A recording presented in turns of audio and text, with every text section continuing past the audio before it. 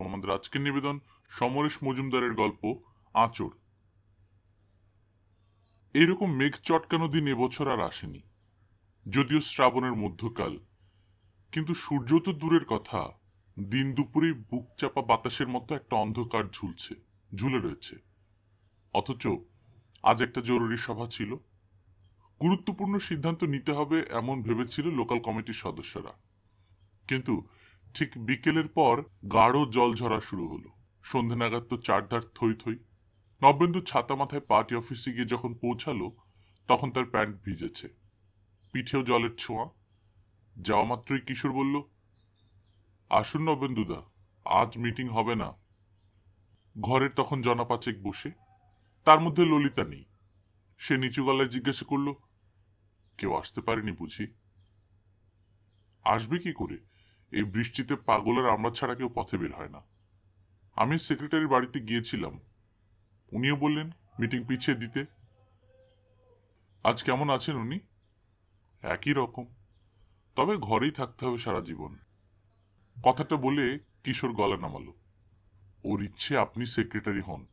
বৌদিকে উনি সমর্থন করছেন না, বললেন এই শিল্পাঞ্চলে কোনো মহিলার পক্ষে দায়িত্বটা বেশি হয়ে যাবে।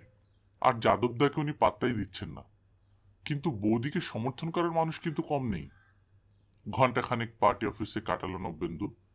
বাইরে একটানা বৃষ্টির শব্দ। আলো কমছে, যে কোনো মুহূর্তে লোডশেডিং হয়ে যেতে পারে। এলাকার কয়েকটা দাবি নিয়ে জনসাধারণের কাছে যেতে হবে। তার একটা লিফলেটের খসড়া করা দরকার। চিরকাল এই দায়িত্ব নবেন্দুর উপর। সেই মকশ করতে গিয়ে সে মন পাল্টাল। বাড়িতে বসে করবে। তার নজর বারংবার দরজায় যাচ্ছিল। ললিতা এখনো এলো না, অথচ একবার পার্টি অফিসে না আসার পাত্রী নয়ও। ওর স্কুলের সামনে সামান্য বৃষ্টিতে জল জমে যায়। ললিতা তার স্ত্রী। 22 বছর তাদের বিবাহিত জীবন নির্বিঘ্নে কেটেছে। 22 বছর ধরে তারা একই রাজনীতি করছে। পার্টি যখন দুভাগ হলে তখনও একসঙ্গে। পার্টি থেকে যখন অনেকে বেরিয়ে গেল, তখনও পার্টির সঙ্গে। একসঙ্গে আন্দোলন করেছে, পুলিশের লাঠির ঘা খেয়েছে। নবেন্দু অবশ্য পার্টিতে এসেছিল আরো আগে। তখন সবে যৌবনে পা দিয়েছে। স্বাধীনতার পরেই পার্টি ব্যান্ড হয়ে গেল। আন্ডারগ্রাউন্ডে লুকিয়ে লুকিয়ে মার্ক সাহেবের কাছে শিক্ষিত হয়েছিল। তার রক্তে আমরণ একই আনুগত্য। ললিতা পরে যার সঙ্গী হয়েছে।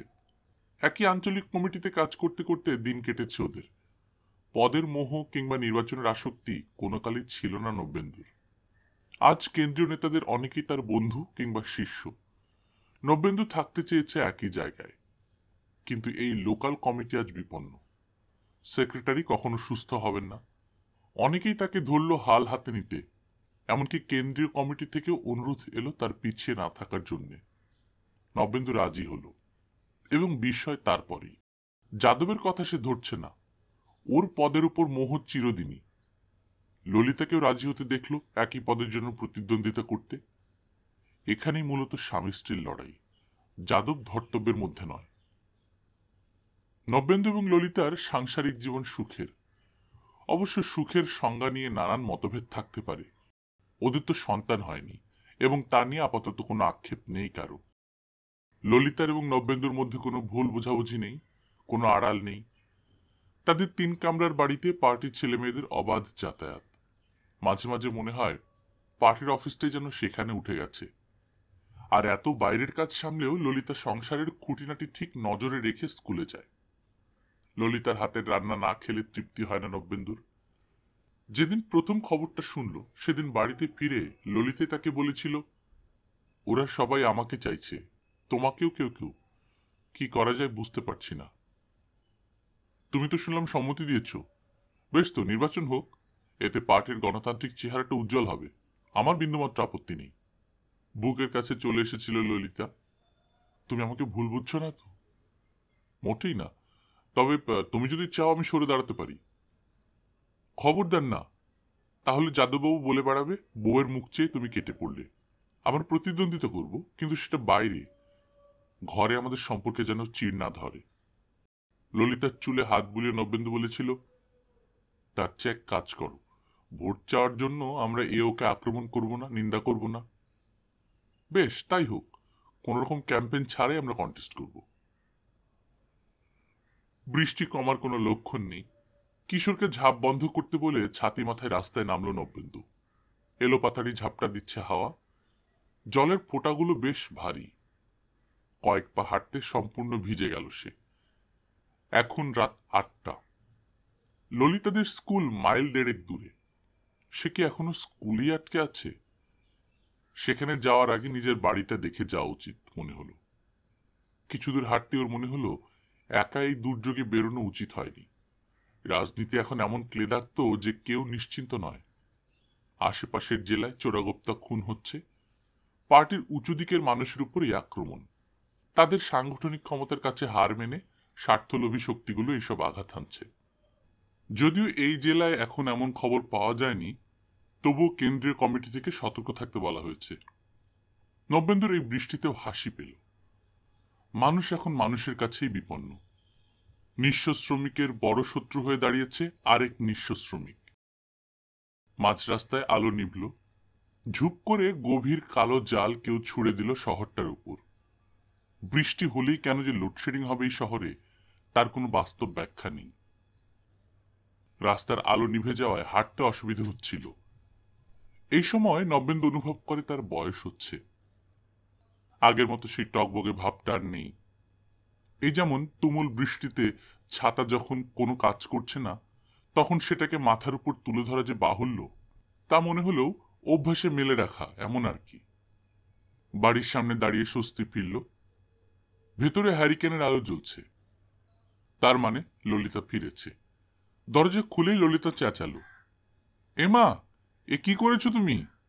এই বৃষ্টিতে ভিজতে ভিজতে এলে? একই সাইনাসের ধাত, তার উপর তুমি একটা অসুখ না বাঁধিয়ে ছাড়বে না। দেখছো দিনটা এরকম, কি দরকার ছিল বের হবার? আজকে মিটিংটার কথা ছিল যে। ছাতা বন্ধ করেও আবার মেলে দিল একপাশে। বাথরুম থেকে পরিষ্কার হয়ে বেরিয়ে খাটে বসতেই এক কাপ আদা দেয়া চা ধরিয়ে দিল ললিতা। কৃতজ্ঞ নবেন্দু স্ত্রীর মুখের দিকে তাকালো। সন্তান হয়নি বলে শরীর ভাঙেনি, কিন্তু মুখে বয়সের ছাপ পড়েছে, চুলে রং ধরেছে। কিন্তু তা সত্ত্বেও নবেন্দুর মনে হলো ললিতা এখনো লাবণ্যময়ী।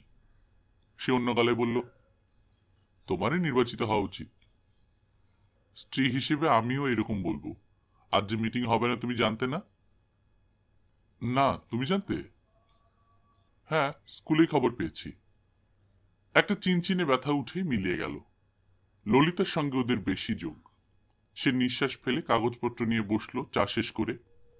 ললিতা বসলো স্কুলের খাতা নিয়ে। বলল, খাওয়ার ইচ্ছে হলে বলো, বেশি রাত না করাই ভালো। যা ভিজেছ তাতে তাড়াতাড়ি শুয়ে পড়াই ভালো। লিফলেটের খসড়া সবে শেষ হয়েছে। এমন সময় দরজায় কড়া নড়ল। প্রথমটা হুঁশ করেনি নবেন্দু। ললিতার চেয়ার ছেড়ে উঠতেই সে মুখ তুলল। এই বৃষ্টিতে কে এলো আবার? দেখছি। তুমি বসো, আমি যাচ্ছি। অরুণ হতে পারে, ও বলেছিল একবার আসতে পারে। ললিতা এগিয়ে গেল বাইরের ঘরের দিকে। অরুণ ললিতার বসংবোধ ভাই। নবেন্দুর সন্দেহ অরুণের পরামর্শেই ললিতা প্রতিদ্বন্দ্বিতা করবে। সে ঘড়ির দিকে তাকালো, রাত 11:15। এখন আসা মানে কিছুক্ষণ ওর বকবকানি শুনতে হবে। ও ঘরে মোমবাতি জ্বালিয়ে দরজা খুলল। শব্দ হলো। কাকে চাই? ললিতার গলায় প্রশ্ন বাজল। নবেন্দু আছে? আপনার নাম? নাম বললে কি চিনতে পারবেন? আমি ওর বন্ধুর আত্মীয়, একটু ডেকে দিন না। সংলাপগুলো কানে এসেছিল। গলার স্বরের মালিককে চিনতে পারল না নবেন্দু। এই সময় ললিতা একটু বিরক্ত মুখে ঘরে ঢুকে বলল, একটা বুড়ো তোমায় খুঁজছে, নাম বলল না। উটকো জ্বালাতন এত রাত্রে, বিদায় করে দিতে পারলে না? বুড়ো মানুষ, মনে হলো সুস্থ নন, তারপর তোমার বন্ধুর আত্মীয়। ললিতা আবার ছাত্রীদের খাতা নিয়ে বসল। বাইরের ঘরের দরজা আধা ভেজানো। বৃষ্টির শব্দ আসছে, ঘুটঘুটে অন্ধকার। ও ঘরে দুটো আলোর সামনে বসে দুজন কাজ করছিল। এ ঘরে মোমবাতি জ্বলছে। তার কাঁপা কাঁপা আলোয় কুচকে দাঁড়িয়ে থাকা বৃদ্ধকে দেখতে পেল সে। সম্পূর্ণ ভিজে ঠকঠক করে কাঁপছেন। কাঁধে একটা ব্যাগ রয়েছে পলিথিনের, হাতে একটা ছেঁড়া ছাতা। বুক অবধি সাদা দাড়ি আর মাথার চুল উঠে গেছে অর্ধেকটা। দুই চোখে অদ্ভুত দৃষ্টি। কি চাই? নবেন্দু, গলার স্বর কাঁপল। আমি আমি আপনাকে ঠিক চিনতে পারছি না। কার আত্মীয় আপনি? নবেন্দু, তুমি আমাকে চিনতে পারছো না ভাই?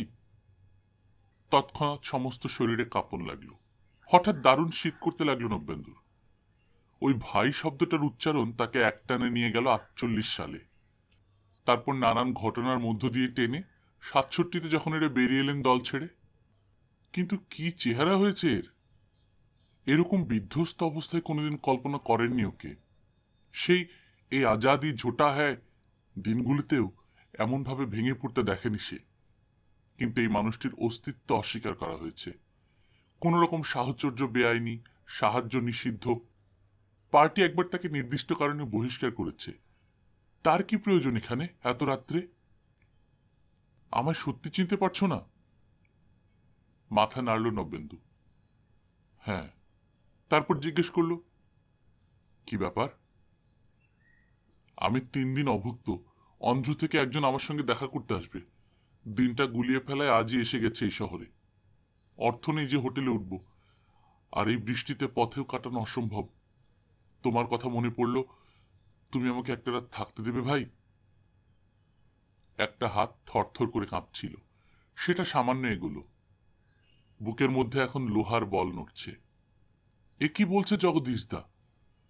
দল বিরোধী কাজ এবং উগ্র মানসিকতার জন্য বিতাড়িত মানুষকে সে আশ্রয় দেবে দলের সক্রিয় সদস্য হয়ে? অসম্ভব। সঙ্গে সঙ্গে নানান অভিযোগের ছুরির সামনে দাঁড়াতে হবে তাকে। এটা অপরাধ। অন্যমনস্ক হয়ে মাথা নাড়তেই জগদীশ বললেন, দেবে না? নবেন্দু, আমি তোমার কাছে ভীষণ আশা নিয়ে এসেছিলাম। এই বৃষ্টিতে বাইরে থাকলে আমি বাঁচব না। কত রাত ভালো করে ঘুমোয়নি। উপোসের সঙ্গে মানিয়ে নিয়েছি, কিন্তু বৃষ্টিতে ভিজলে এই বয়সের শরীরটা মানাতে পারবে না। এই পুরনো শহরে ফিরে এসে তোমার কথা মনে পড়ল। কত বছর আমরা একসঙ্গে আন্দোলন করেছি। সেই 48-এ পুলিশের। নিঃশ্বাস নিলেন জগদীশ। একটানা কথা বলায় বোধহয় হাঁপ ধরেছিল। নবেন্দু একবার ভেতরের ঘরের দরজা দেখল। ললিতা কি সব শুনতে পাচ্ছে? না, এখন চাপা গলায় কথা বলছেন জগদীশদা। ও ঘরে হ্যারিকেনের আলোয় ছায়া পড়েনি। সে স্পষ্ট বলল, কিন্তু আপনি আমাদের পার্টির শত্রু। পার্টির হতে পারি, তোমারও কি? আমরা দুজনেই কমিউনিস্ট। আমার দল আগে, তারপর আমি। আর মানুষ, আমাদের মানবিক সম্পর্ক। নবেন্দু, আমি তোমাকে হাত ধরে মার্কসিজম শিখিয়েছিলাম, মনে পড়ে? আজকের রাতটা থাকতে দাও আমাকে। এই বৃষ্টির রাত্রে কেউ একথা জানতে পারবে না। কোনো মানুষ পথে নেই। কথা দিচ্ছি, ভোর হবার আগে আমি চলে যাব। আমি আর পারছি না, একটু ঘুমোতে দাও। নবেন্দু মাথা নাড়ল। দীর্ঘকালের সংস্পর্শে অনেক কৃতজ্ঞতা তাকে সপ্তরথীর মতো ঘিরে ধরেছিল। একটা রাত, কেউ জানবে না। ললিতা পর্যন্ত জগদীশ তাকে চিনতে পারেনি। কাকপক্ষী জাগার আগে যদি মানুষটা ঘুমিয়ে নিয়ে চলে যান, তাহলে। সে মাথা নাড়ল আবার।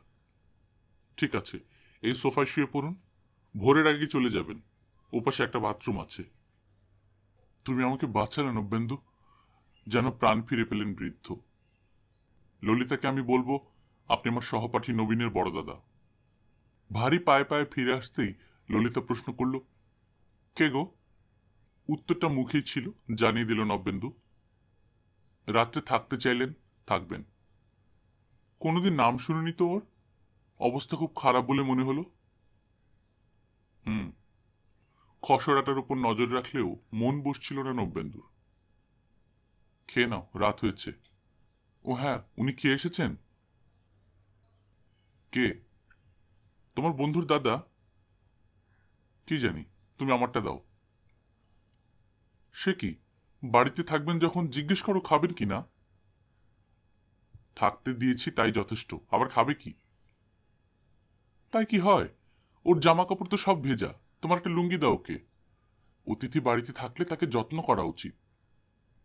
ললিতা উঠে একটা পরিষ্কার লুঙ্গি আর তোয়াল এনে দিল নবেন্দুকে।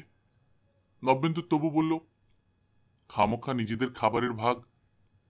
চুপ করো তো। মাঝে মাঝে এমন উল্টো কথা বলো তুমি, আমি ঠিক বুঝতে পারি না। শুকনো পরিধান বস্ত্র এবং পেট ভরা খাবার খেয়ে জগদীশ তৃপ্ত। একসঙ্গে খাওয়া হলো, কিন্তু কোনো কথা হলো না তেমন। নবেন্দু লক্ষ্য করল জগদীশের শারীরিক পরিবর্তন এত বেশি যে তাকে চট করে চিনে ফেলা অসম্ভব। ললিতার পক্ষে তো নয়। তাছাড়া ওর হাতে গলায় এক ধরনের চর্মরোগ, আর মুখের খোলা জায়গায় চামড়া কুঁচকে থাকায় পরিচিতি লোপ পেয়েছে। পাশের ঘরে জগদীশের নাক ডাকছিল। সোফায় পড়া মাত্র ঘুমে কাদা হয়ে গিয়েছেন মানুষটা। বোঝাই যায় দীর্ঘকাল উদ্বেগ আর অনিদ্রার পর আজ এই মুহূর্তে শান্তি পেয়েছেন। নিজের বিছানায় শুয়ে নবেন্দু ওর কথা ভাবছিল। 48 থেকে 62 একসঙ্গে কাজ করে যাওয়া, 62 পর দল বিভক্ত হলেও একই সঙ্গে থাকা, তারপর 67-তে হঠাৎ দল থেকে বেরিয়ে গিয়ে বিপ্লবের আগুনে ঝাঁপিয়ে পড়া মানুষটির আজ আশ্রয় নেই, খাবার নেই, সামান্য স্বস্তির জায়গা নেই। কি লাভ হলো ওর দল ছেড়ে? অথচ কর্মী এবং সংগঠক হিসেবে জগদীশদার তুলনা ছিল না। নবেন্দু সারা রাত ঘুমোতে পারল না। তার ভয় হচ্ছিল যদি সে ঘুমিয়ে পড়ে, যদি রোদ ঢোকার পরও জগদীশ দাদা ঘুমিয়ে থাকেন এবং ভোরবেলা অরুণ এসে পড়ে, তাহলে বিপদ তারই হবে। বিছানার একপাশে ললিতা ঘুমিয়ে আছে, অদ্ভুত স্নেহশীলা মহিলা। নইলে অপরিচিত মানুষকে যেচে খাবার দেয়। নবেন্দুর মনে হলো ললিতাদের মতো মেয়েদেরই পার্টির প্রথম সারিতে এগিয়ে যাওয়া উচিত। তাহলেই দেশের সাধারণ মানুষ ওদের ভালোবাসা পাবে। কিন্তু এই নির্বাচন না লড়ে যে উপায় নেই। এটা এখন আত্মসম্মানের পর্যায়ে চলে গেছে। তখন 4টে বাজে কি না বাজে, নবেন্দু বিছানা থেকে নামল। আর একটু বাদেই ভোর হয়ে যাবে। জগদীশদার এখনই চলে যাওয়া উচিত। বৃষ্টির শব্দ শোনা যাচ্ছে না আর। সে ললিতার দিকে তাকালো। ঘুমে অচেতন হয়ে আছে মেয়েটা। নিঃশব্দে বাইরের ঘরে চলে এলো নবেন্দু। জগদীশের মুখ হা, চোখ বন্ধ, শরীর এলানো। হ্যারিকেনটার আলো সামান্য বাড়িয়ে সে ওকে ডাকতেই তড়বড় করে উঠে বসলেন তিনি। খুব ভীত এবং সন্ত্রস্ত দেখাচ্ছিল তাকে। তারপর নিঃশ্বাস ফেলে বললেন, ও তুমি? ভোর হয়ে আসছে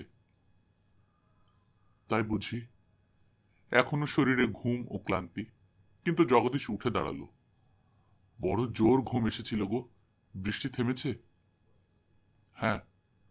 নবেন্দু একটু ইতস্তত করে শেষ পর্যন্ত জিজ্ঞেস করল, আচ্ছা জগদীশদা, এসব করে আপনারা কি পেলেন? কি লাভ হলো? কি সব?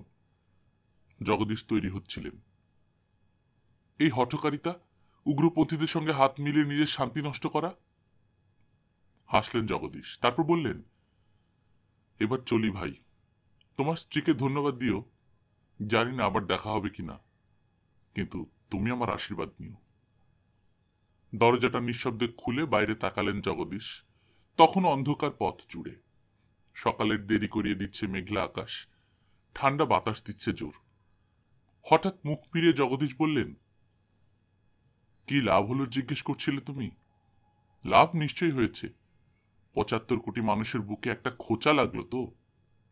67 থেকে 71 আমরা যা করেছিলাম তার বাস্তব কোনো মূল্য নেই। কিন্তু তোমরা যারা মার্ক্সবাদী বিশ্বাস করো, তাদের বিবেকে যদি সামান্য আঁচড় লাগে, তাহলেই তো বড় লাভ, বড় পাওয়া, তাই না? আবছা অন্ধকারে বেরিয়ে গেল জগদীশ। শরীরটা মিলিয়ে গেল অন্ধকারে। দরজা বন্ধ করে সোফায় এসে বসল নবেন্দু। চুপচাপ। একটা অস্বস্তি এলো। আশঙ্কার বোঝা মাথার উপর থেকে নেমে গিয়ে হঠাৎ আর একটা কিছু জন্ম নিল। জন্মস্থান হৃদয়। রোদ উঠল ঝলসিয়ে, কিন্তু তার রঙে হলদের ঝোঁকটা বেশি, কেমন ফ্যাকাশে, নিরক্ত। কিছুটা কৈফিয়ত দিতে হয়েছিল নবেন্দুকে। কেন মানুষটা কাক ভরে বেরিয়ে গেল এক কাপ চাও না খেয়ে? নবেন্দুর ভদ্রতায় আটকানো উচিত ছিল। ললিতার মুখের দিকে না তাকিয়ে নবেন্দু বলেছিল নিজেকে, ছিল, সবই ছিল, কিন্তু রাখতে পারেনি। সেই সঙ্গে সে ভীষণ হালকা হয়েছিল। এক রাতের যাতায়াতে কোনো কথা উঠবে না কোনো দিন, কিন্তু সারাদিন একটু একা হলেই জগদীশের শেষ কথাটা বুকে ঝাপটা মারছে। কি বলতে চেয়েছিলেন জগদীশদা? দীর্ঘকাল একসঙ্গে পুলিশের কাছে মার খেয়ে যখন পুলিশের উপর হুকুম করার সুযোগ এলো, তখন জগদীশদারা আবার ছন্নছাড়া হয়ে পড়েছে। এখন তারা যা করছে সেটাই তো কাম্য ছিল, নাকি ছিল না? রাষ্ট্রযন্ত্র হাতের মুঠোয় আসবার পরেও কেন এত অতৃপ্তি থেকে যায়? কিন্তু এইসব চিন্তাভাবনা সাময়িক। সারা দিন রাত এত কাজ, দলের হয়ে মিটিং, মিছিল আর সমাবেশ, এসব করে এসব চিন্তা মাথা থেকে উধাও হতে দেরি হলো না নবেন্দুর। দুদিন বাদে হঠাৎ একটা জরুরি মিটিংয়ের সমন পেয়ে চমক লাগলো তার। কেন্দ্রীয় নেতা আসছেন আগামী নির্বাচন এবং দলীয় পরিস্থিতি পর্যালোচনা করতে। প্রত্যেক দায়িত্বশীল সদস্যকে সেদিন অবশ্যই উপস্থিত থাকতে হবে। মিটিং শুরু হলো। অন্য কয়েকটা এজেন্ডার পর লোকাল কমিটির সম্পাদক নির্বাচন প্রসঙ্গ। হঠাৎ কেন্দ্রীয় নেতা বললেন, এর আগে একটি নির্দিষ্ট অভিযোগ নিয়ে আলোচনা করা দরকার। আমাদের একজন কমরেড যার উপর পার্টি আস্থা রেখেছিল, তিনি দলবিরোধী কাজ করেছেন। আমরা তার কাছে জানতে চাইব তিনি কি করে পার্টি থেকে বিতাড়িত জগদীশবাবুকে রাত্রে নিজের বাড়িতে আশ্রয় এবং খাবার দেন। তিনি নিশ্চয়ই জানেন পুলিশ যাকে খুঁজছে, পার্টির প্রতি যে বিশ্বাসঘাতকতা করেছে, তাকে আশ্রয় দেওয়া জঘন্য অপরাধ। এই ঘরে একটা আলপিনের শব্দ বুঝি শোনা যেত। বিস্ময়ে প্রতিটি মানুষ একে অন্যকে লক্ষ্য করছে। নবেন্দু চোখ তুলল। ললিতা কাঠের পুতুলের মতো বসে আছে, মুখে কোনো অভিব্যক্তি নেই। সে পকেট থেকে রুমাল বের করে মুখ মুছল। কেন্দ্রীয় নেতা এবার সরাসরি প্রশ্ন করলেন, কমরেড নবেন্দু, এ ব্যাপারে আপনার বক্তব্য জানতে চাই। নবেন্দু অনেক কষ্টে শীত ভাবটাকে প্রতিকূল করল। আমি কিছুই বুঝতে পারছি না। বুঝতে চেষ্টা করুন। আপনি এক বৃষ্টির রাত্রে জগদীশবাবুকে আশ্রয় দিয়েছিলেন। না, মাথা নাড়ল নবেন্দু। আপনি তথ্য গোপন করতে চাইছেন, এতে আপনার দায়িত্ব আরো বেড়ে যাচ্ছে। আমি দায়িত্ব নিয়েই বলছি, সেই রাত্রে আমি দরজা খুলিনি। আমার স্ত্রীকে জিজ্ঞাসা করলে সঠিক উত্তর পাওয়া যাবে। ললিতা মাথা নাড়ল। আমি দরজা খুলেছিলাম। সেদিন লোডশেডিং ছিল। জগদীশকে আমি চিনতে পারিনি। উনি আমার স্বামীর খোঁজ করছিলেন, তাই ওকে ডেকে দিয়েছিলাম। কেন্দ্রীয় নেতা এবার জিজ্ঞেস করলেন, আপনি ওপর তাকে রাত্রে থাকতে দিয়েছিলেন, খাবার দিয়েছিলেন, নিশ্চিন্তে ঘুমোতে দিয়েছিলেন স্ত্রীর কাছে মিথ্যা কথা বলে। নবেন্দু মাথা নাড়ল। মোটেই নয়। আমি ওকে খাবার দিতে চাইনি। আমার স্ত্রী জোর করে ওকে খেতে দেন, পরিষ্কার লুঙ্গি দিতে বলেন। ললিতা বলল, সত্যি নয়। এসব করেছিলাম যেহেতু আমায় বলা হয়েছিল উনি আমার স্বামীর বাল্যবন্ধুর দাদা, তাই। নবেন্দু বলল, কথাটা সত্যি। জগদীশ আমার বাল্যবন্ধুর অগ্রজ। কেন্দ্রীয় নেতা হাসলেন। তাই শেষ রাতে গোপনে রাজনীতি নিয়ে আলোচনায় বসেছিলেন আপনারা? চমকে তাকালো নবেন্দু। আর ললিতা না কাপা গলায় জানালো কি করে সেই রাত্রে সে নিজেকে সংবরণ করেছিল। গোপনে নবেন্দুর উঠে যাওয়া, জগদীশের সঙ্গে আলোচনা এবং যাওয়ার সময় জগদীশের কিছু জ্ঞানগত উপদেশ পাওয়ার পর নবেন্দুর স্তব্ধ হয়ে বসে থাকা সে খুঁটিয়ে বিবৃত করল। এখন প্রতিটি মুখ নবেন্দুর দিকে ফেরানো। কেন্দ্রীয় নেতা প্রশ্ন করলেন, আপনি আপনার স্বামীর বিরুদ্ধে অভিযোগ করছেন কেন? ললিতার গলা কাঁপল না। আমি আমার পার্টির প্রতি অনুরক্ত, মার্কসীয় জীবন দর্শনে বিশ্বাসী। আমার স্বামী যদি সেই বিশ্বাসে অংশীদার না হতে পারেন সেটা অন্য কথা, কিন্তু পার্টির প্রতি বিশ্বাসঘাতকতা হয় এমন কাজ করায় তিনি আমার শ্রদ্ধা হারিয়েছেন। সমস্ত ঘরে যেন লক্ষ্য পায়রা উঠল। হাততালিতে কান বন্ধ হয়ে গেল। একজন স্লোগান দিয়ে ফেলল চাপা গলায়, কমরেড ললিতা জিন্দাবাদ। কেন্দ্রীয় নেতা বললেন, নবেন্দুবাবু, এই নির্দিষ্ট অভিযোগ নিয়ে আমার রিপোর্ট কেন্দ্রীয় অফিসে পাঠাবো। ওরা যতদিন কোনো সিদ্ধান্ত না নিচ্ছেন ততদিন আপনি পার্টির কোনো সাংগঠনিক কাজের সঙ্গে যুক্ত থাকবেন না। নবেন্দু উঠে দাঁড়ালো। আমাকে কি সাসপেন্ড করা হলো? ব্যাপারটা সেই রকম। নবেন্দু চুপচাপ বেরিয়ে এলো। এখন বেশ রাত। টুপটাপ বৃষ্টি শুরু হয়েছে আবার। নবেন্দু হাঁটতে হাঁটতে গলির মুখে চলে এলো। তার মাথার ভেতরটা শূন্য হয়ে গেল। ওরা শুধু অভিযোগ করে গেল, কিন্তু কেউ জানতে চাইল না কেন সেদিন সে জগদীশকে আশ্রয় দিয়েছিল। এমনকি ললিতাও এই প্রসঙ্গে তার সঙ্গে কোনো কথা বলেনি। ললিতার সঙ্গে এতকালের সম্পর্ক, অথচ সেও মুখ ফুটে জিজ্ঞেস করতে পারেনি একবার। কিন্তু দলের কাছে গোপন রিপোর্ট পাঠাতে দেরি করেনি। এত বছর একসঙ্গে বাস করেও যদি এতটা ফারাক হয়ে যায় দুজন মানুষের মধ্যে, তাহলে অনেককাল একটি পার্টির জন্য যৌবন এবং শ্রম দান করেও এই ব্যবহার পাওয়াটা স্বাভাবিক। সেই রাত্রে কেউ সাক্ষী ছিল না। ললিতা যা বলেছে তা মিথ্যে প্রমাণ করতে যদি সে তৎপর হয়, তাহলে ওই বেচারা মুশকিলে পড়বে। কি দরকার? নবেন্দু হাসল। জগদীশদার শেষ কথাটা মনে পড়ল। বুকের ভেতর একটা আঁচড় লেগেছিল, তাই বাইরের এই আঘাতটা খুব বড় মনে হচ্ছে না। বরং ললিতা তাকে সাহায্যই করল। লোকাল কমিটির সম্পাদক আর তাকে হতে হচ্ছে না। কোনো লক্ষ্যহীন পথে এগিয়ে যাওয়ার ভাওতায় ভুলে থাকতে হবে না। কিন্তু নবেন্দু মাথার উপর ছাতা খুলল। ললিতার সেক্রেটারি হিসেবে নির্বাচন সুনিশ্চিত। স্বামী এবং দলের মধ্যে শেষটাকেই এই সম্মান দিল নিজস্ব বিচারে। এখন কিও একসঙ্গে থাকতে চাইবে?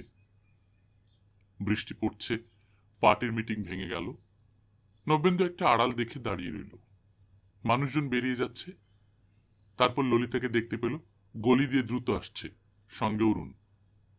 রাস্তার মোড়ে দাঁড়িয়ে অরুণ বলল, চল ললিতাদি, তোমাকে পৌঁছে দিয়ে আসি, বৃষ্টি পড়ছে। না না, কোনো দরকার নেই, আমি একটা রিক্সা নিয়ে নিব, তুমি কাল সকালে অবশ্যই বাড়িতে এসো। ললিতার গলার স্বরে কর্তৃত্ব। কিন্তু নবেন্দু তো যদি বাড়িতে ফিরে? ওসব ভয় করো না, তাহলে তো বাঁচা যাবে না। কথাটা বলে ললিতা বৃষ্টি মাথায় করে হাঁটতে লাগলো। অরুণ চলে গেল উল্টো রাস্তায়। নবেন্দু দ্রুত কয়েক পা হেঁটে ডাকল, শোনো। চমকে ফিরে তাকালো ললিতা। রাস্তার ভিজে আলোয় তাকে অদ্ভুত নার্ভাস দেখালো। নবেন্দু হাসল, বৃষ্টিতে ভিজো না। ললিতার মুখ তখন রক্তশূন্য, চোখে বিস্ময় আর ভয়। ছাতাটা এগিয়ে দিল নবেন্দু, এটা রাখো। আপনারা শুনছিলেন সমরেশ মজুমদারের গল্প আঁচড়। আপনারা যারা প্রথমবার মতো শুনছেন, কাইন্ডলি সাবস্ক্রাইব করে নেবেন। গল্প পাঠ ভালো লাগলে বন্ধুদের সাথে শেয়ার করবেন।